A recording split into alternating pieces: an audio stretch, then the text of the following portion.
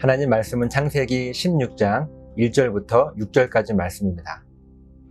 아브라함의 아내 사레는 출산하지 못하였고 그에게 한 여종이 있으니 애굽 사람이요 이름은 하갈이라.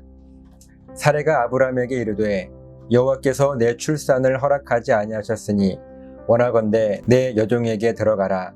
내가 혹 그로 말미암아 자녀를 얻을까 하노라 하매 아브라함이 사레의 말을 들으니라. 아브라함의 아내 사레가 그 여종 애굽 사람 하갈을 데려다가 그 남편 아브라함에게 첩으로 준 때는 아브라함이 가나안 땅에 거주한 지 10년 후였더라. 아브라함이 하갈과 동침하였더니 하갈이 임신함에 그가 자기의 임신함을 알고 그의 여주인을 멸시한지라. 사레가 아브라함에게 이르되 내가 받는 모욕은 당신이 받아야 옳도다. 내가 나의 여종을 당신의 품에 두었거늘 그가 자기의 임신함을 알고 나를 멸시하니 당신과 나 사이에 여호와께서 판단하시기를 원하노라. 아브라함이 사레에게 이르되 당신의 여종은 당신의 수중에 있으니 당신의 눈에 좋을 대로 그에게 행하라 하매 사레가 하갈을 학대하였더니 하갈이 사레 앞에서 도망하였더라. 아멘. 비가 많이 오고 있는데요. 비 피해 없으시기를 부탁을 드리겠고 또한 운전하실 때에도 안전운전 하시기를 바랍니다.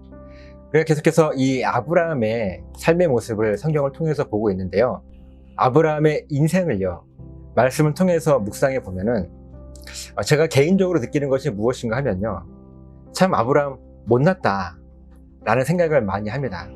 그러면서 나와도 그렇게 다르지 않구나 하는 생각도 듭니다. 자기 살겠다고 아내를 누이라고 말하는 비겁함, 또 어려운 상황에 되었을 때 무엇을 어떻게 해야 할지 몰라서 혼란스러워하는 그런 모습이라든지, 또 하나님께서 정말 위대한 약속, 너의 자손에게 이 애굽 땅에서부터 저 큰 강 유브라데까지 주겠다 약속하신 이 약속의 말씀을 하나님께서 지금 하고 계심에도 불구하고 내가 그걸 어떻게 믿을 수 있겠냐며 그 증거를 보여달라고 하는 그런 모습이라든지, 그냥 저나 여러분이나 이 아브라함이나 똑같은 사람이라는 생각을 하게 됩니다.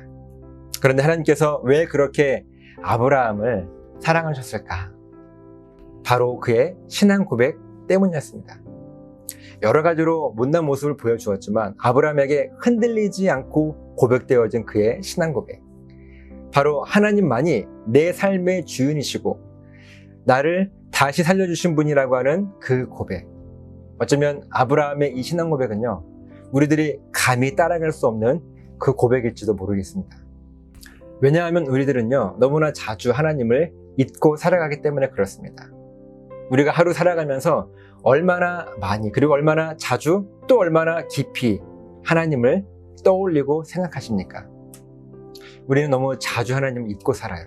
그런데 아브라함은요, 단 한순간도 하나님을 잊은 적이 없어요.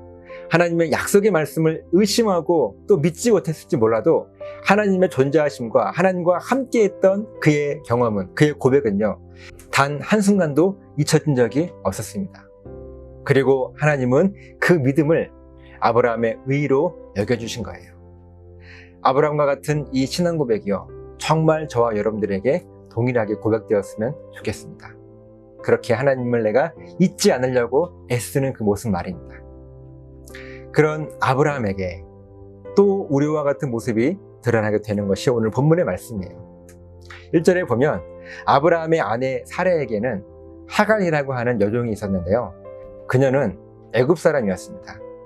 또 2절과 3절 말씀을 한번 정리해 보면 어느 날 사레가 아브라함에게 한 가지를 제안을 해요. 아마 이 제안을 하기 위해서 사레에게도 깊은 고민이 있었을 것입니다. 여보, 하나님께서 나에게는 자식을 허락하지 않으셨잖아요. 그러니까 내가 정말 아끼는 내 여종 하갈을 통해서라도 자식을 얻었으면 좋겠어요. 이 제안을 아브라함에게 하고 있는 거예요. 이게 쉬운 제안입니까? 그렇지 않죠. 그런데 아브라함은 사레의 이 말을 따르기로 결심합니다. 그런데 그때부터요, 이 아브라함이 자기의 아내 사레의 이 제안을 들은 결과가 열매를 맺기 시작하는데 그 열매가 그리 좋지 않습니다. 4절입니다. 아브라함이 하갈과 동침하였더니 하갈이 임신함에 그가 자기의 임신함을 알고 그의 여주인을 멸시한지라. 계획한 대로 하갈이요, 아브라함의 아이를 임신하게 되었어요. 여러분, 얼마나 잘된 일입니까? 그들이 지금 계획한 대로 되고 있는 것 아닙니까? 그런데 여종 하갈이 주인 사례를 멸시하기 시작하는 거예요. 그런데 이 감정 싸움은요, 더 크게 확대가 됩니다. 5절에 보니까 사례가요, 여종 하갈에게 멸시당하는 이 일을 통해서 이 갈등의 감정은요, 결국 아브라함과 사례의 심한 갈등으로 더 크게 번지게 됩니다. 그리고 6절에는요, 사례는 여종 하갈을 학대하게 되고 결국 하갈은 주인인 사례의 그 학대를 피해서 도망치게 됩니다. 정말 막장 드라마의 한 편의 내용 같기도 하지 않습니까? 사랑하는 여러분, 만약에요, 이 아브라함이 처음 사례의 이 제안을 거절했다면 어떻게 되었을까요? 무슨 소리냐고. 하나님께서 분명 우리 몸을 통해서 자식을 주신다고 약속하셨고, 그리고 그 자손을 심히 번성하게 하신다고 약속하셨는데 왜 인간적인 방법을 생각하느냐고 오히려 사례를 꾸중했다면 아마 이런 갈등은 생기지 않았을 것이고 사랑도 잃지 않았을 것입니다. 그리고 이 모든 것은요, 아브라함이 하나님의 말씀을 듣지 않고 사람의 말을 들었기 때문에 다 일어난 일입니다. 물론 우리가 인생을 살아가다 보면요, 하나님의 이 말씀보다요, 사람의 말이 더 크게 들리고 더 많이 들리는 것은 사실이에요. 그런데 우리가 분명히 명심해야 될 것, 우리의 신앙 고백이 중요한 바로 그 이유, 그것은요, 이 세상에서 절대로 변하지 않는 말씀은요, 사람의 말이 아니라 바로 하나님의 말씀이라는 사실입니다. 아무리 사람의 말이요, 더 크게 들리고 더 많이 들린다고 해도, 또 그것이 더 확실하게 느껴진다고 해도 오늘 본문과 같이 사람의 말은 결국은 불완전한 거예요.